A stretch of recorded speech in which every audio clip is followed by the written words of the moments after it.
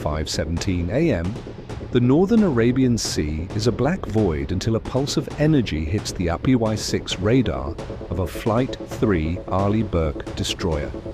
3 high-velocity contacts have emerged from the Iranian coastline, screaming across the water at Mach 0.9.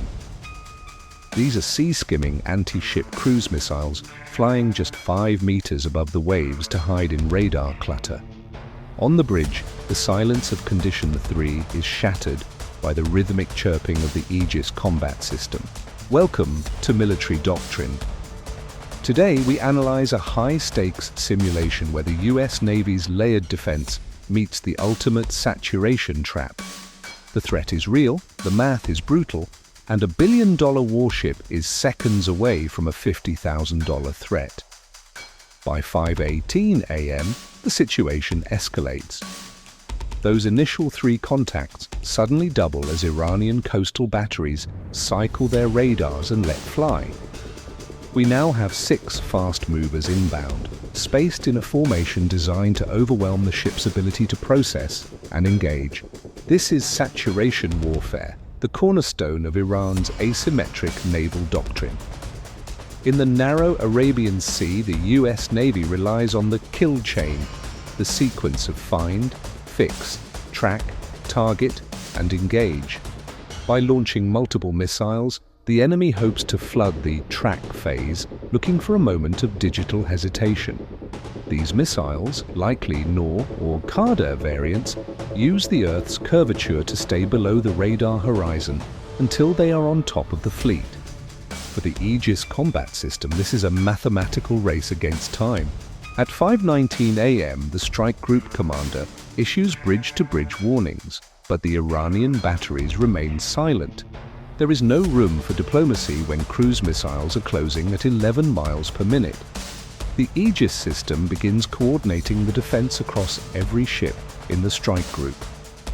Data from the SPY-6 radar is shared, allowing a cruiser miles away to see exactly what the lead destroyer sees. This is network-centric warfare, multiple hulls acting as a single, distributed sensor net. But the Iranian strategy is built on a move-or-die philosophy. Their mobile launchers are hidden in coastal terrain, firing and then immediately repositioning to avoid American counter-battery fire. They bet everything on the first punch. At 5:19 and 30 seconds, the first defensive response is triggered. A vertical launch system cell erupts in smoke as an SM-6 interceptor screams into the sky.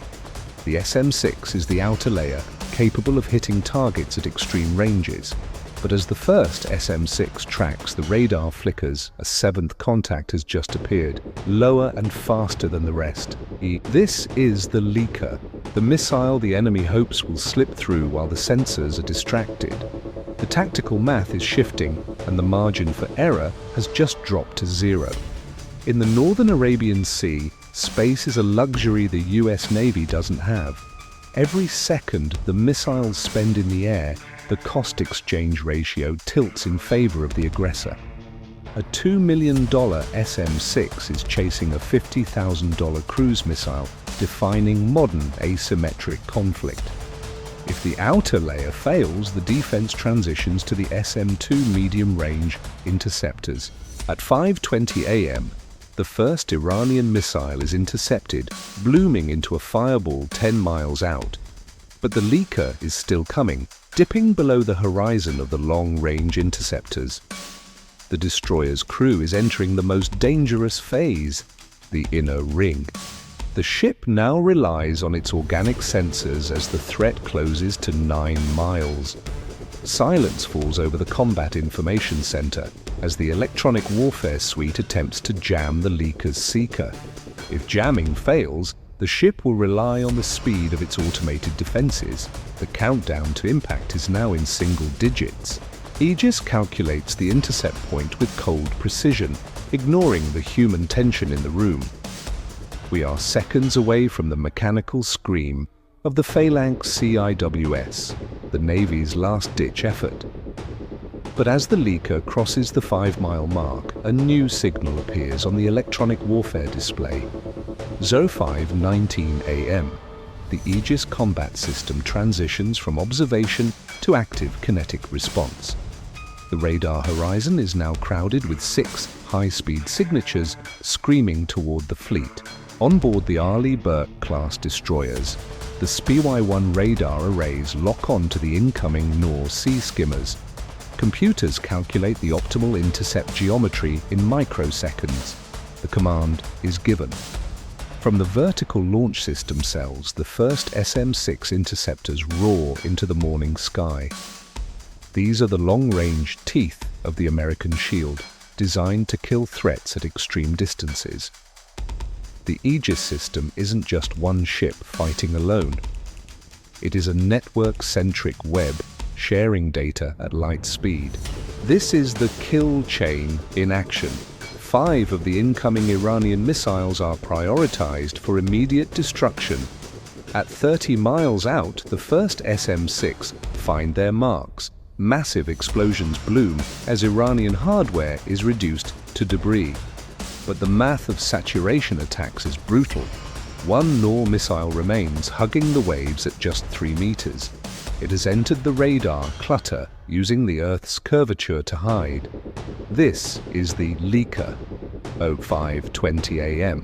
The threat is now inside the 9-mile mark. The outer layer has been breached. There is no time for human intervention. The ship's survival depends on automated algorithms and high-speed precision. The Phalanx Close-In Weapon System, or CIWS, begins its autonomous swivel. Its search radar locks the lone sea skimmer. At 5 miles, the target is closing at hundreds of feet per second. The air is thick with tension. The threat crosses the 3-mile threshold. The CIWS mount emits a mechanical scream as its 6 barrels spin. At precisely 2 miles, the wall of lead is deployed. The Phalanx fires 4,500 rounds per minute. It is a relentless stream of tungsten energy. The Iranian missile flies into a curtain of metal and vaporizes. The secondary explosion of the warhead rattles the hull. Shrapnel splashes into the ocean less than 3,000 yards away. The immediate danger has passed, but the tactical reality is grim. Each SM-6 interceptor costs roughly $2 million. The Iranian Noor missiles are a fraction of that price. This cost-exchange ratio is a primary asymmetric weapon. While the US Navy has iron discipline, it cannot fire expensive interceptors at cheap threats forever. Magazines are finite. The Aegis system's brain is already analyzing the flight paths of the destroyed missiles. It is tracing them back to their source. 05:22 a.m. The signatures of the Iranian coastal batteries are mapped. They are no longer hidden. In the modern battle space, emitting a radar signal is a death sentence. To light up is to invite immediate, overwhelming destruction.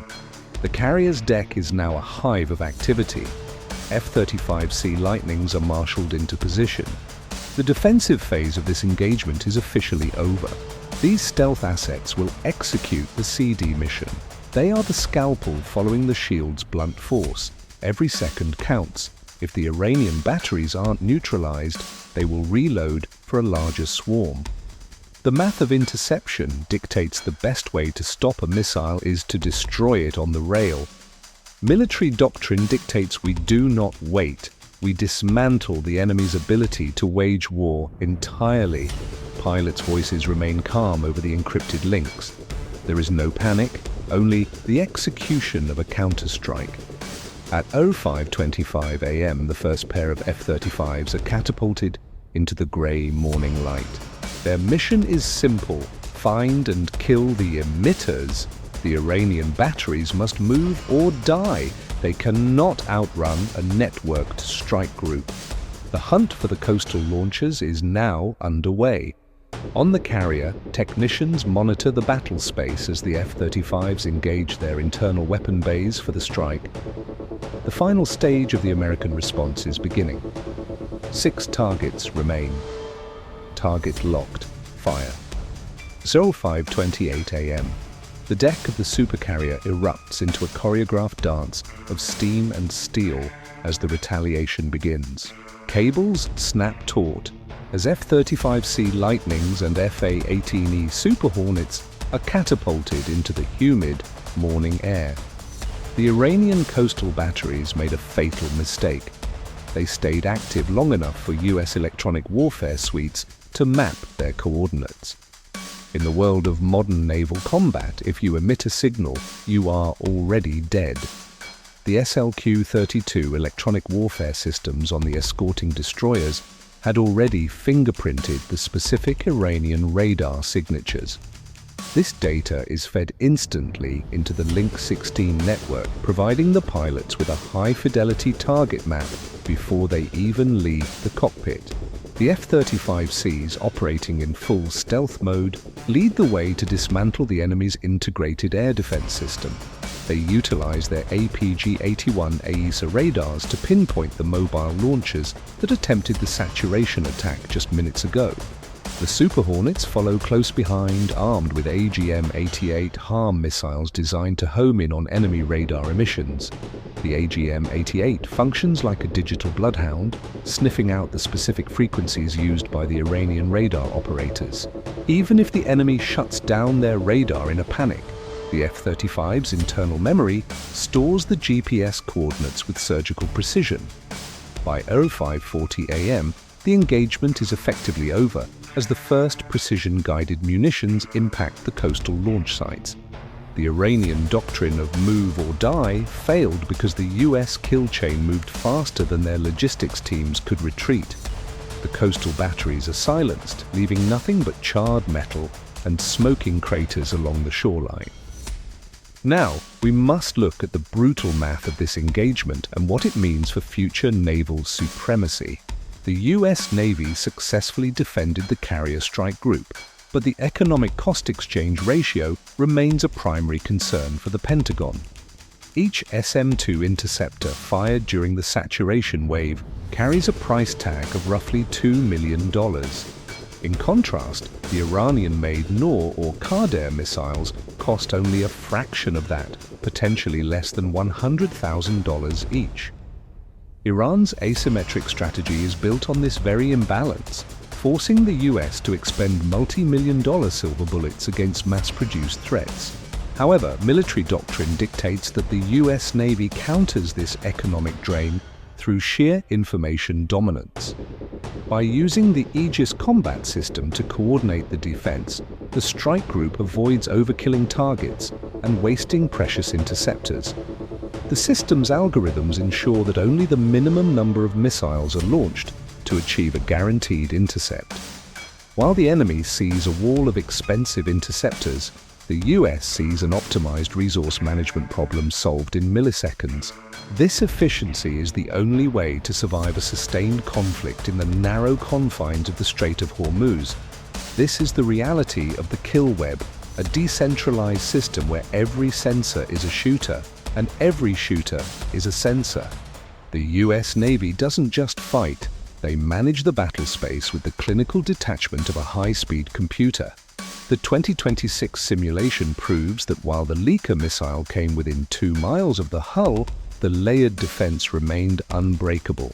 The carrier strike group remains fully operational, its power projection capabilities intact and ready for the next wave.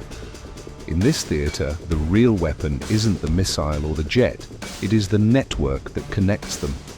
Discipline, technology, and the cold logic of the Aegis system have once again secured the high seas. But as drone and missile technology becomes even cheaper, the question of magazine depth becomes a strategic nightmare. How long can a strike group stay in the fight if the enemy launches 500 drones instead of 6? If you were the commodore of this strike group, would you have ordered the counter-strike immediately or held your jets? Let us know your tactical reasoning in the comments below. If you want to see more deep dives into the future of naval warfare, make sure to like and subscribe to Military Doctrine. Watch our next breakdown on the screen now to see how the US prepares for the ultimate swarm.